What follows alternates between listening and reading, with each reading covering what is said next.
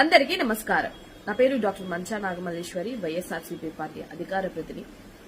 ఎత్ర నారెస్తు పూజంతే రమంతే తత్ర దేవత అంటే ఎక్కడైతే ఆడవాళ్లు పూజింపబడతారో అక్కడ దేవతలు వర్ధిల్లుతారు అని అర్థం.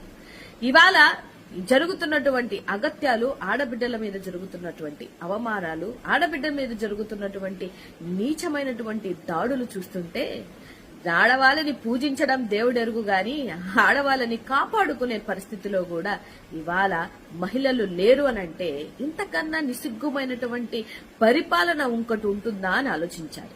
ఎందుకనంటే ఇవాళ ఎమ్మెల్యేల గెలిపించుకున్న పాపానికి ఎమ్మెల్యేలే వాళ్ళు చేస్తున్నటువంటి పైశాచిక ఆనందాలను చూస్తుంటే మాత్రం చాలా ఆశ్చర్యపోవాల్సినటువంటి పరిస్థితి.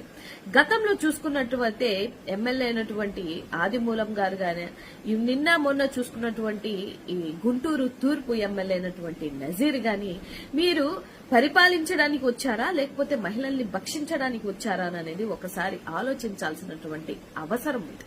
ఎందుకనంటే ఇవాళ చూస్తుంటే ఇళ్ల స్థలాలు ఇప్పిస్తానని లేకపోతే పింఛన్లు ఇప్పిస్తానని ఆడవాళ్ళని పడుకోమని చెప్పి అడుగుతున్నారు అనంటే ఎంత మంచి పరిపాలనలో ఇవాళ కూటమి ప్రభుత్వం ఉందో, ఎంత మంచి పరిపాలనలో ఇవాళ మహిళలు ఉన్నారో ఒకసారి ఆలోచించాల్సినటువంటి అవసరం ఉంది. ఒక హోంమంత్రి అనిత మహిళ అయ్యుండి కూడా ఇవాళ ఆడబిడ్డలకి ఇలాంటి పరిస్థితి వచ్చింది అని అంటే ఎలాంటి పరిపాలనలో మీరున్నారు, ఎలాంటి పరిపాలించే నాయకుల్లో ఇవాళ రాష్ట్రంలో 2 కోట్ల మహిళలు ఉన్నారు ఒకసారి గమనించాల్సినటువంటి విషయం. ఎందుకంటే ఇలాంటి పరిపాలన అగత్యాలు జరుగుతున్నాయి, పోలీసులు కేసులు పెట్టినా రక్షణ లేదు, అసలు కేసులు తీసుకోవట్లేదు.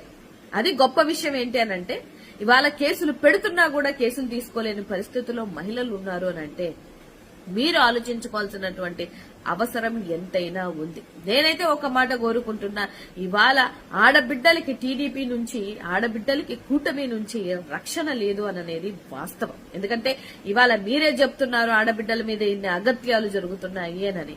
మీ లెక్కల ప్రకారం అగత్యాలు జరుగుతున్నాయి. ఏ ఆడబిడ్డకి ఇప్పుడు వచ్చిన 14 నెలల్లో ఒక్కరోజు కూడా మీరు రక్షణ కల్పించలేదు, న్యాయం చేయలేదుగా.